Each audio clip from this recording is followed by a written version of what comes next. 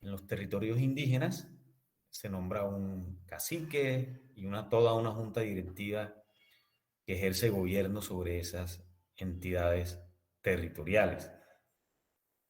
Ejercer las competencias que le correspondan. Es decir, ¿qué estoy diciendo con esto? Que a pesar de que estamos frente a un Estado unitario cuyo poder ejercido por el presidente de la República, la misma Constitución permite que exista una descentralización para las entidades territoriales donde ellas puedan ejercer sus competencias, administrar recursos y, ojo, establecer los tributos necesarios para el cumplimiento de sus funciones. Entonces, por eso vemos, por ejemplo, que aquí el otro día estaba el gobernador hablando de una tasa de un impuesto a la seguridad, pues por los índices de inseguridad que tenemos aquí en Colombia. En Colombia, y más concretamente en el departamento, se había hablado de un impuesto a la seguridad, pero creo que eso nunca se dio, porque dentro de las competencias de las entidades territoriales está precisamente establecer tributos. Pero además, la ley o ese artículo 81 dice, eh, ese 286 y 287 dice que esos entes territoriales pueden participar en las rentas nacionales, o sea, tienen participación en el presupuesto de la nación. De tal manera, y por eso vemos cómo los alcaldes, cómo los departamentos y cómo los gobernadores indígenas tienen acceso o tienen partidas presupuestales del presupuesto de la nación. Pero la ley es muy clara y dice, esa autonomía está limitada por la Constitución y la ley. ¿Alguna pregunta hasta aquí?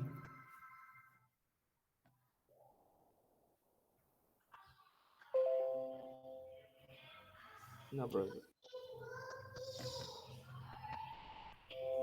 Bueno.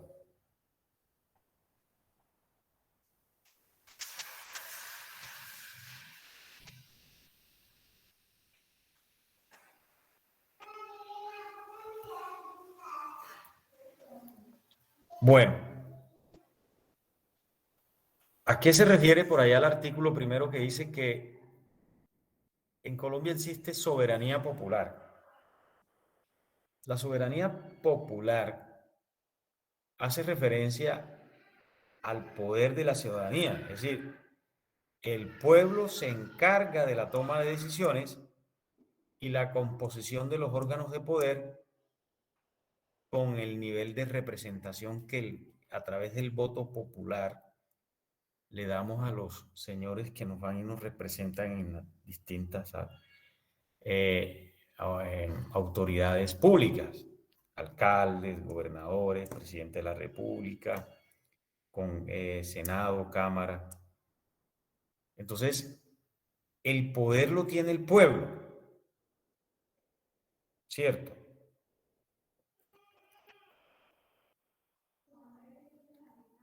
Pero ese poder lo ejerce el pueblo a través del voto, porque a través del voto eh, el pueblo escoge a sus representantes.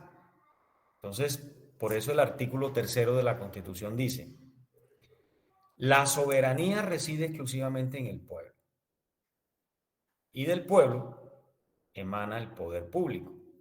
¿Y cuál es el poder público? El gobierno. Todos esos funcionarios que son elegidos por voto popular. Entonces el pueblo es quien escoge. Entonces lo que hace el pueblo es trasladar a través del voto, ¿sí? Darle facultades a través del voto a esas personas que son elegidas para que ellos ejerzan funciones públicas. ¿En favor de quién? Del pueblo. O sea, el pueblo escoge funcionarios para que sean administrados por esos funcionarios. Entonces el pueblo lo ejerce en forma directa por medio de sus representantes en los términos que establece la Constitución. Por eso es que se viene hablando últimamente de que el tema de la escogencia de las personas que nos administran desde las entidades públicas. Entonces a eso se refiere el artículo cuando hablamos de soberanía popular. Bueno, ¿y qué relación hay entre la soberanía popular y la democracia participativa?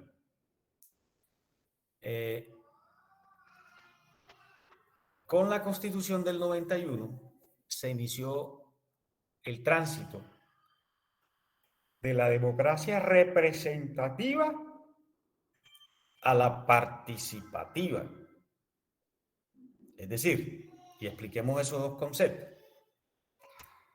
En la democracia participativa, que es la que tenemos actualmente, no solo se valora más al ciudadano en comparación con la representativa, sino que en razón a ello el sistema político puede alcanzar mayores niveles de eficiencia, porque lo que hemos venido diciendo, el Estado social de derecho debe brindar por el respeto de la dignidad humana, del conglomerado social y los derechos fundamentales. Es decir, que el Estado debe garantizar a los ciudadanos el derecho de tomar parte de forma directa de todas las decisiones que el Estado quiere adoptar.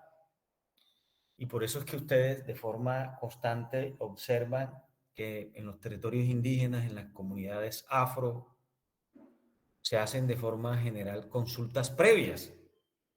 Y esa es una forma de ejercer la democracia participativa. Al yo poder consultarle al pueblo, hacer una consulta previa para tomar una decisión política, una decisión que va a afectar a la comunidad. Y es una forma también de controlar los poderes públicos y de calificar los resultados de la función pública.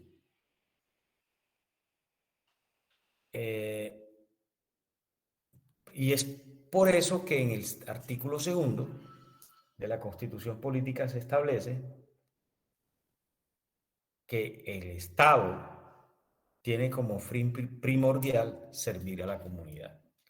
Y una forma de servir a la comunidad es ¿cómo? Respetando la dignidad humana y los derechos fundamentales y permitiendo la participación en la administración de los bienes del Estado.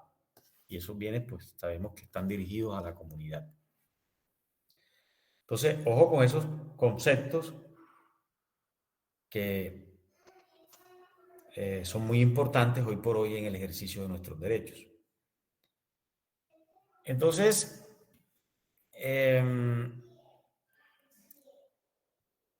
miremos qué son derechos fundamentales y qué son derechos humanos.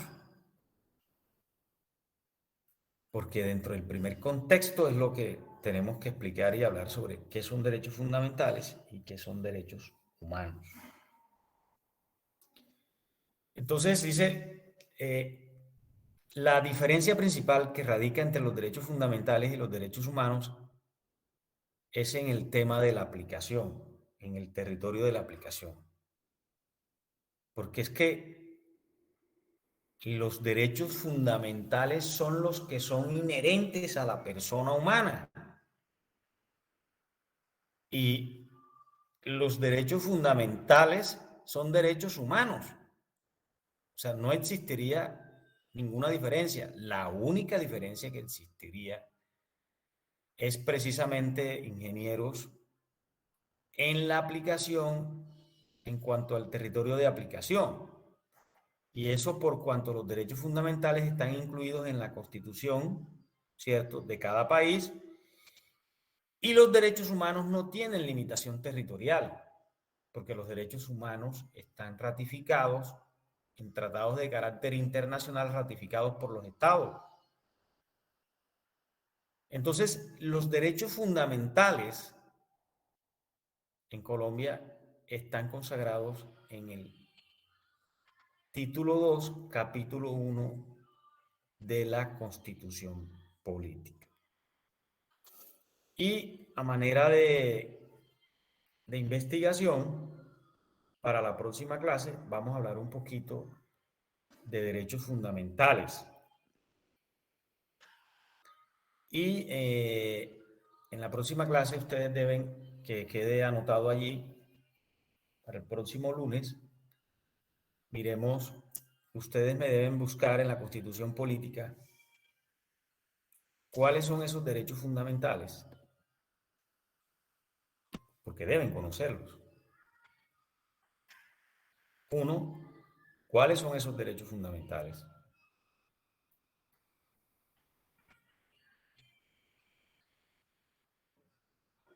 Dos, ¿cuáles son los mecanismos de protección de esos derechos fundamentales? O sea, ¿cuáles son cuando hablo de mecanismos de protección es qué hay que hacer cuando se viola un derecho fundamental?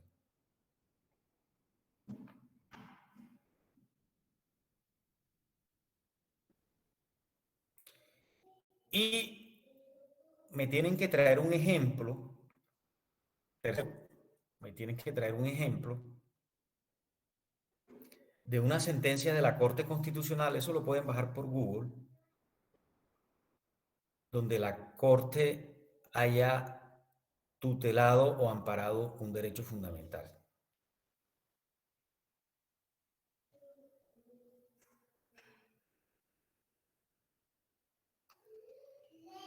Entonces, uno, ¿cuáles son los derechos fundamentales? Dos,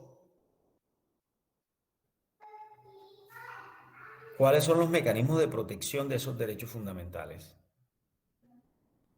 Y tres, bajar una sentencia de la Corte Constitucional y extraer de la sentencia el ejemplo donde la Corte haya amparado un derecho fundamental.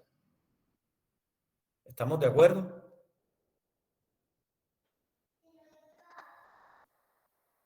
Sí, profesor. Entonces, sobre esos tres ejes, vamos a dedicarnos siquiera 20, 30 minutos la próxima clase para poderlos escuchar.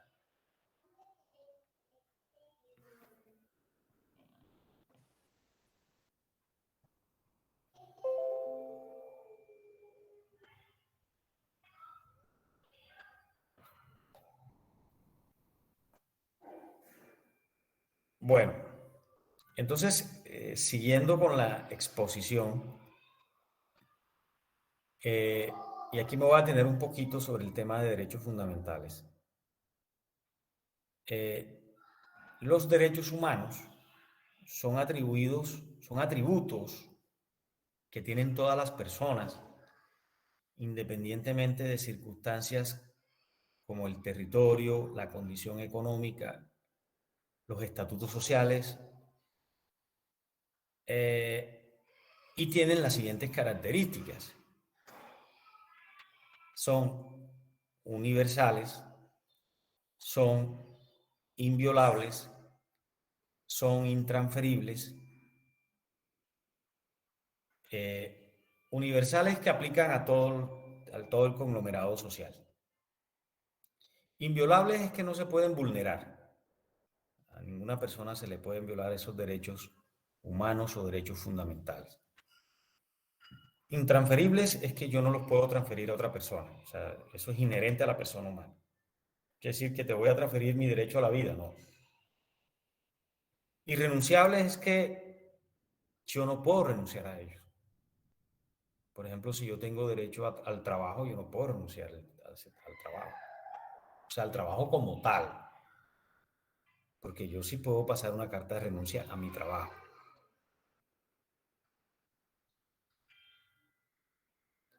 Y cada uno entre sí goza de autonomía, o sea, son interdependientes. No es que el uno penda del otro. Y aquí me voy a centrar un poquito sobre la investigación de la próxima clase y voy a explicar eso. Eh,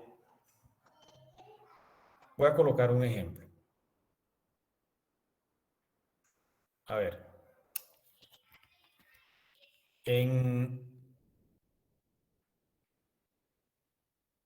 en, en materia de salud, en Colombia existen las llamadas empresas promotoras de salud.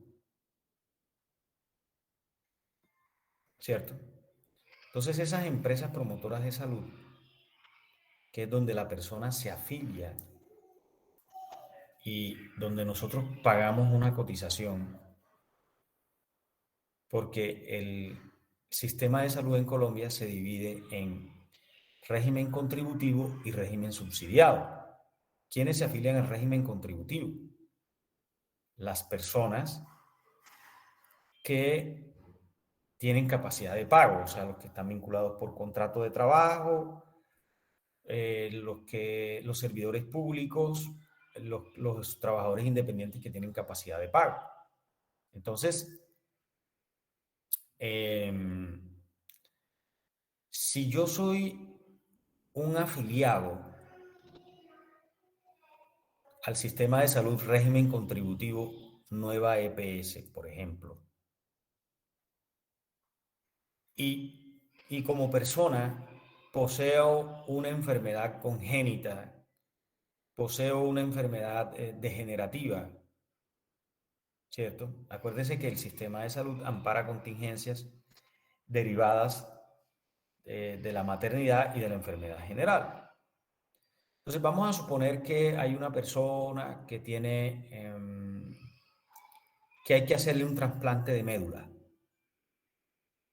hay que hacer, o un trasplante de riñón, porque la persona tiene una insuficiencia renal crónica y la persona está en estado de salud muy delicado, muy grave. Entonces, él está afiliado en el régimen contributivo con la empresa promotora de salud. Entonces, lo que recomienda el médico tratante es precisamente eh, un trasplante de riñón, pero de forma urgente. Va a ir a la EPS y le dice, mire, yo, mi estado de salud es este, esta es la historia clínica, el médico tratante dice que yo de forma urgente se me debe hacer un trasplante de riñón. Entonces dice la EPS y le dice, primera medida, su procedimiento yo se lo voy a negar porque, primero, ese procedimiento es un procedimiento no pos. Y es que, para explicar el tema de no pos, tengo que decirles que las empresas promotoras de salud, cuando nosotros nos afiliamos, ellos nos brindan un plan de obligaciones. O sea, el plan, el POS significa eh, es donde se establecen todos los medicamentos, se llama Plan Obligatorio de Salud, es donde se establece todos los medicamentos y procedimientos médico-quirúrgicos que necesita un individuo para el tratamiento de su enfermedad. Entonces, le dice, mire, es que dentro del plan POS no hay ese trasplante de riñón, no existe. Eso es un procedimiento no POS. Y cuando usted suscribió el contrato de aseguramiento con la EPS al momento de afiliarse, porque eso es un contrato, se le dijo que los procedimientos y medicamentos que no estaban en el POS no serían cubiertos por la EPS. Entonces le dice el paciente, pero es que yo no tengo la capacidad económica para eh, costear ese procedimiento de esas magnitudes y características. Además, mi vida corre peligro porque si yo no me hago ese trasplante, lo más seguro es que pierda la vida. Entonces, mire cómo en esa situación particular, el Estado tiene una responsabilidad directa y además en esa situación particular observamos que se están afectando derechos fundamentales. ¿Y qué derechos fundamentales se estarían violando allí en esa situación? Pues el derecho a la salud, que es un derecho fundamental. El derecho a la dignidad humana, porque al Señor no se le da el tratamiento que se requiere. Y el derecho a la vida. Si el Señor no se le da el tratamiento requerido, lo más seguro es que el señor fallezca. Entonces es una vida que vamos a perder. Entonces, en esas circunstancias, ingenieros, ¿quién tiene la razón? ¿Será que la EPS tiene la razón? Pues en principio lo que está haciendo la EPS es aplicar la ley. ¿Y por qué está aplicando la ley? Porque es que cuando nosotros nos afiliamos a una EPS, debemos tener claro que los medicamentos y procedimientos médico quirúrgicos que son no POS, no los debe entregar porque eso es legal. Pero esa legalidad choca con la vulneración de un derecho fundamental del señor. Y es que si no se le entrega, lo más seguro es que el señor se le terminen violando tres derechos fundamentales: la salud, la dignidad humana y la vida. Entonces, ¿qué hacemos frente a la situación?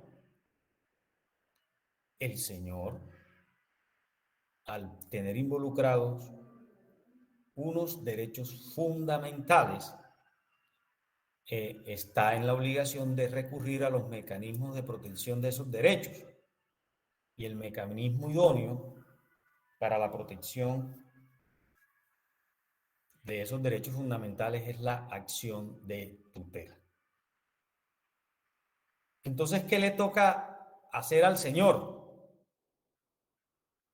Elaborar una acción de tutela, y aquí vamos a aprender a hacer una acción de tutela después de la clase anterior, esa es la siguiente actividad.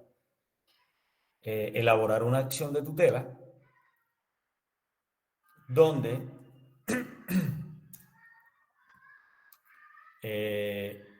reclame ante un juez constitucional la protección de sus derechos. Entonces, ¿quién es el juez? Es un tercero que administra justicia, donde va a mirar la posición de la EPS donde está afiliado el señor y la posición del señor que está enfermo, a ver cuál tiene la razón. Y entonces, ¿cómo resuelve el juez de tutela ese caso?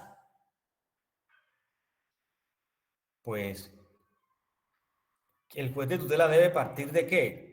Que la ley no le permite a la EPS entregar el medicamento porque así eso hace parte de, es un procedimiento no POS. Pero sucede que esos derechos fundamentales que están siendo vulnerados del señor están en una carta constitucional, en una ley de leyes, en una norma de normas, que es la Constitución Política, y que esa norma tiene mayor rango que lo que establece la ley, donde la ley le prohíbe a la EPS no entregar. Además, existen derechos fundamentales que también están consagradas en la parte dogmática de esa Constitución Política, y fue lo que miramos ahorita.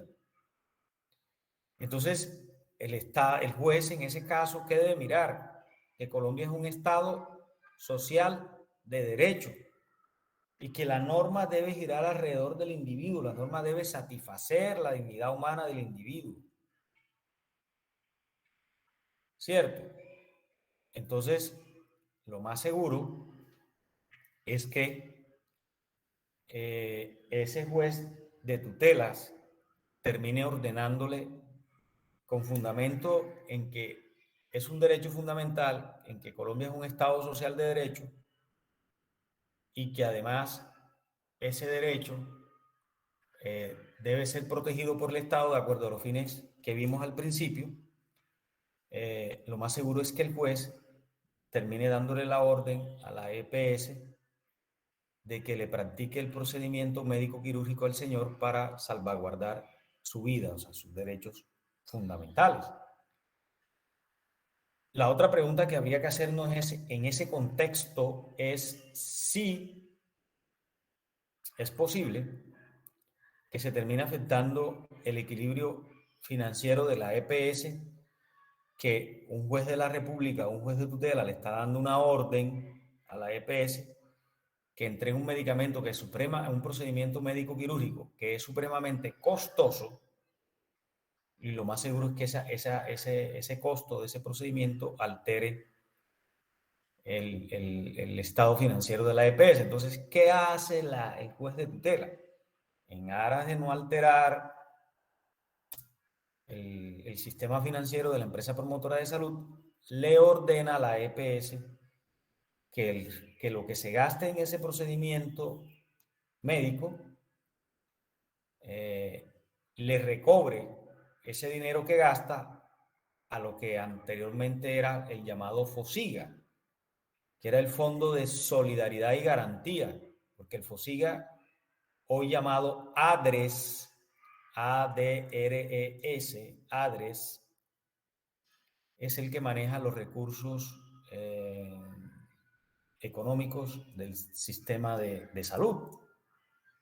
Entonces, el ADRES tendrá que reembolsarle a la EPS los procedimientos, el costo del procedimiento por el cual deberá someterse al ciudadano, en el ejemplo que yo propuse. Entonces, obsérvese cómo un juez de tutelas, con fundamento en los conceptos de Estado Social de Derecho y de principios fundamentales y derechos humanos, resuelve una situación particular en favor de un ciudadano que reclama derechos fundamentales. Ese ejercicio que yo les acabo de plantear, deben ustedes plasmarlo en las tres preguntas o en las investigaciones que yo les acabé de dejar. La otra pregunta que tendrían que hacerme era así: oiga, profesor, ¿y qué pasa si la empresa promotora de salud se niega a cumplir la orden del juez de tutela? Porque es que ese es otro tema.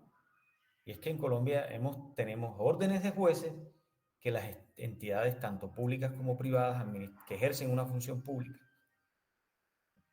no quieren cumplir, a pesar de ser una orden que ampara un derecho fundamental.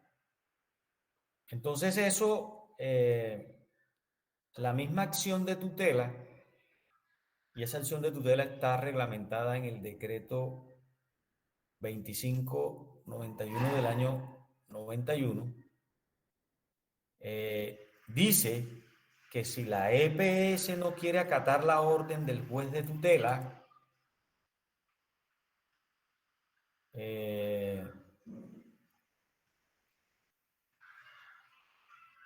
hay lugar a presentar un incidente por desacato.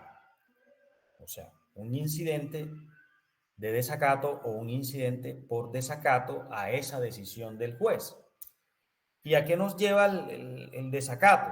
A que si en 10 días hábiles la EPS no le entrega el procedimiento que necesita el señor para salvar su vida, lo más seguro es que el representante legal de la EPS, de la empresa promotora de salud, termine sancionado por el juez. ¿Y cuál sería la sanción? Pues un arresto de 48 horas y el pago de una multa de 20 salarios mínimos legales mensuales hasta cuando se verifique el cumplimiento de la orden de tutela. De tal manera, ingenieros, que en este país existen mecanismos sólidos e idóneos para hacer valer y respetar los derechos fundamentales que están establecidos en esa carta política, en esa parte dogmática de la Constitución política. Entonces, ese es el ejercicio que yo quiero que hagan y que los vamos a discutir en el próximo lunes. ¿Cuáles son los derechos fundamentales que se tienen que invocar? Ustedes van al capítulo 2 del título 2 del capítulo 1 de la Constitución y ahí dice de los derechos fundamentales y ahí lo van a encontrar. Entonces, Derechos como libre desarrollo de la personalidad, derecho de petición, derecho a la igualdad, derecho al trabajo, derecho a la dignidad humana, eh, derecho a la salud, derecho de los niños, derecho de las niñas, niños y niñas. eh, y hay otra serie de derechos fundamentales que están establecidos en esa Constitución y que ustedes deben saber porque ustedes van a ejercer funciones tanto en el sector público como en el sector privado o van a ser dueños de empresas y tienen que tener claros estos conceptos para no incurrir en violaciones o cuando, si por algunas circunstancias a ustedes se les violan esa serie de derechos, ustedes sepan cómo recurrir a las autoridades judiciales para reclamar la protección de los mismos. Entonces, vamos a volver nuevamente a la presentación.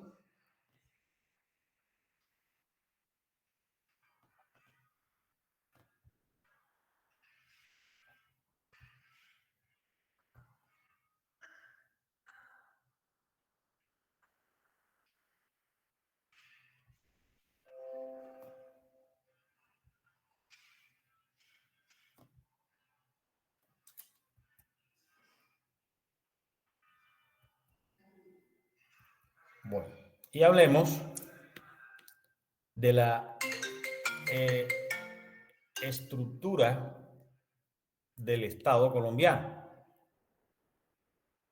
Entonces, dentro de esa estructura del Estado colombiano, tenemos que hay tres ramas del poder público, que ya sabemos y ya las señalé, que son la rama ejecutiva, la rama legislativa y la rama judicial. Que la rama ejecutiva está en cabeza del presidente de la República, con los ministros del despacho, ministro de Vivienda, ministro de Justicia, ministro del Interior, ministro de Transporte, ministro del Trabajo, ministro de Cultura, ministerio del Deporte, ministerio de Vivienda. Entonces hay una serie de ministerios en la rama del Poder Ejecutivo que lo que ayudan es apoyar al presidente en el desarrollo de su labor. Por otro lado tenemos a la rama judicial o jurisdiccional. Esa rama judicial está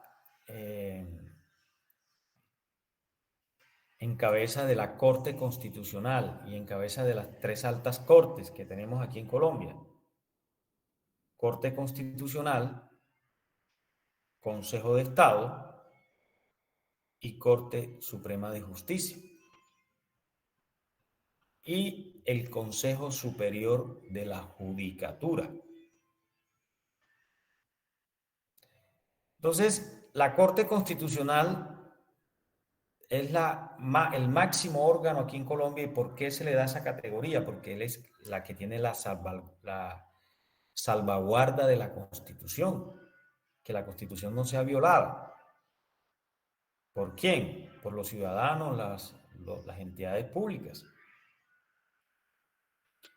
Y nótese que al tener la salvaguarda de la Constitución y dentro de la Constitución están los derechos fundamentales, precisamente esa es su función, velar porque a los ciudadanos no se les violen esos derechos fundamentales.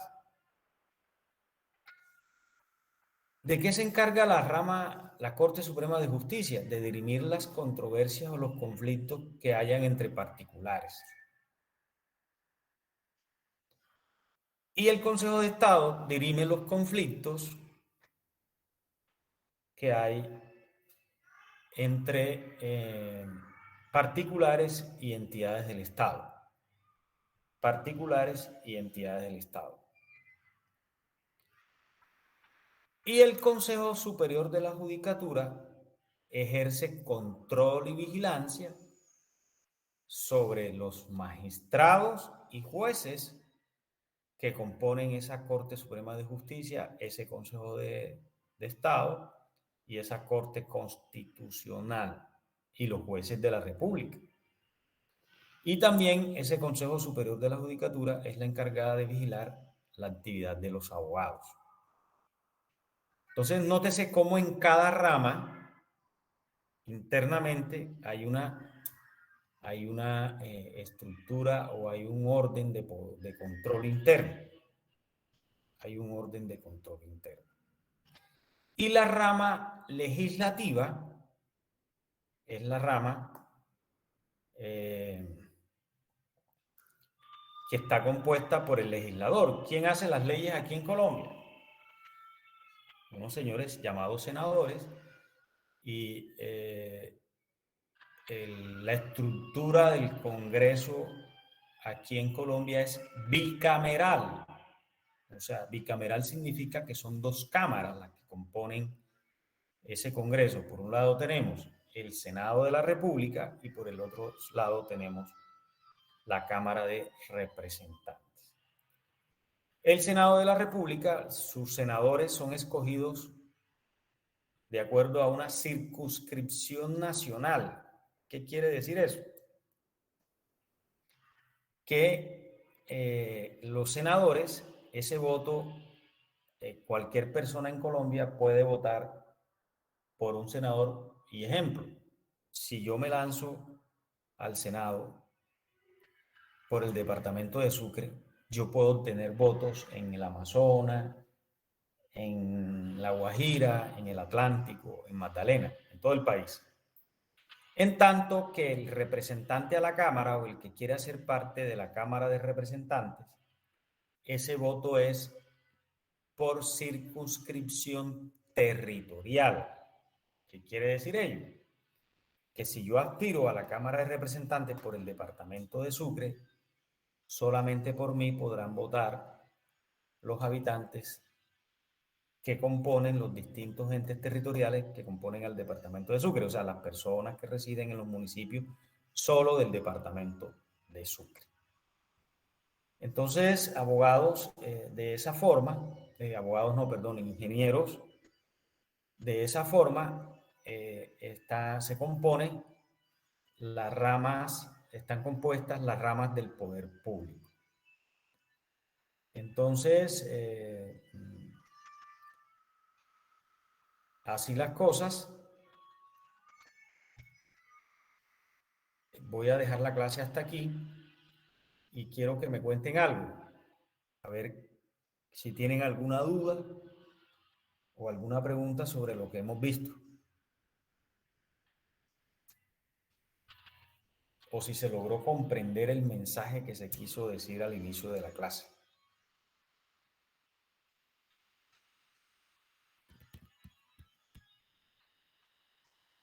Sí, buenos días, profe. Sí, claro, profe, sí se le entendió. Profe, ¿me podría hacer el favor de subir lo que puso hoy y lo que dejó de consulta? ¿Cómo que no le escuché bien? ¿Qué Sobre necesita? sobre lo que usted orientó hoy en las diapositivas y todo eso. O sea, no, ya yo se las paso. Yo se las voy a Ah, pasar al ok. grupo. Listo, profe. Y Profesor, una pregunta, lo que usted decía de la acción de tutela que tenemos que realizar, ¿eso es para o sea, no, después de la a ver, próxima clase? para la próxima clase lo que quiero es que me miren lo siguiente. ¿Cuáles son los derechos fundamentales de las personas que están en la Constitución? ¿Qué comprende cada uno de ellos? Esa sería la primera. Dos, me van a traer un ejemplo de vulneración de derechos fundamentales. ¿De dónde van a encontrar esos ejemplos de vulneración? Usted entra a Google y le da sentencia de la Corte Constitucional sobre el derecho a la vida. Entonces usted baja la sentencia y en los considerandos usted va a sacar el ejemplo. O sea, porque ahí le dicen, es que Pedro Pérez acudió al juez porque una entidad le estaba violando el derecho a la vida. Entonces usted me tiene que decir que en esa sentencia la Corte, ¿qué pidió el ciudadano y cuál fue la decisión de la Corte? ¿Cómo ordenó la protección de ese derecho? ¿Me hago entender? Sí, claro.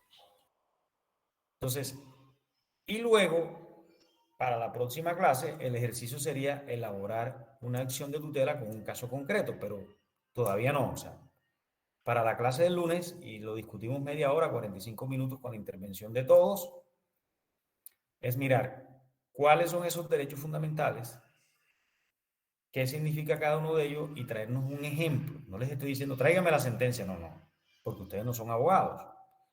Pero sí, usted puede leer una sentencia y extraer cuál es el caso que estudió la Corte en esa sentencia. Usted busca sentencia de la Corte Constitucional en Google, sentencia de la Corte Constitucional sobre derecho al libre desarrollo de la personalidad. Entonces ahí le sale el caso.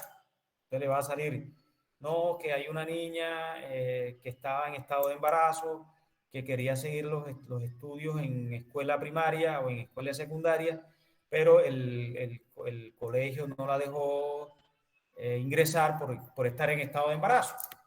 Entonces ahí se le está violando ¿qué? El derecho a la educación y el derecho a su libre desarrollo de la personalidad, porque ella tomó la decisión de quedar en estado de gravidez. Entonces, ¿por qué razón el colegio no la deja ingresar? ¿Sí? Porque de pronto el colegio se excusa en que en el estatuto de convivencia de ellos no se establece que las niñas deben estar embarazadas, pero entonces hay vulneración de derechos fundamentales. Y establecer cuál fue la decisión de la Corte en cada caso concreto. Es a eso a lo que me refiero. ¿De acuerdo? ¿Sí Sí, quedó profesor. claro? Listo, profesor. Bueno, entonces así las cosas, ya yo les mando la presentación ahorita por aquí, al grupo, para que la tengan y listo. Entonces nos vemos el próximo lunes. Muchas gracias y muy amable por estar conectados y que estén muy bien. Listo, profe. Que pase buen día. Hasta luego. Hasta luego, profesor. Gracias. Hasta luego.